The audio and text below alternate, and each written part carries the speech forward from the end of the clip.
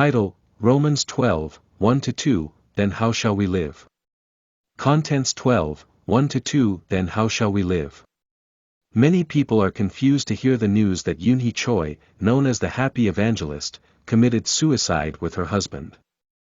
Suicide of a person who teaches how to be happy, what's the problem? This is an important difference between the gospel and philosophy.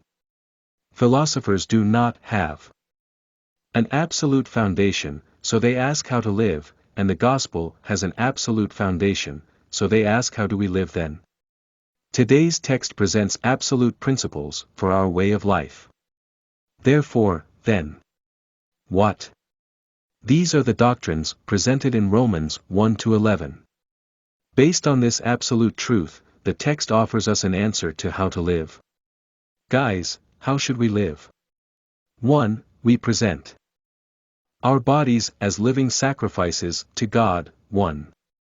We are priests, and our offerings are not animals, but our bodies. It is to offer our bodies as sacrifices to God, like animals that died in sacrifices. Luke 9, 23-24. God is pleased with this. This is a holy thing different from the world. This is proper worship. But, why send Jesus? Because we live by death. Saints, this is a paradox. The problem is that we don't believe this. Especially when it comes to ourselves, we don't believe it. We think that if we deny ourselves, we will be miserable. This is unbelief. 2. To offer as a living sacrifice is to offer specific parts of our body to God. 2. We must give our eyes and ears to God. Do you spend more time watching TV, reading the Bible, praying and worshiping? What do we do with our tongues? James 3:6. What do we do with our hands? Where are our feet going? The most important thing is to give our hearts to God.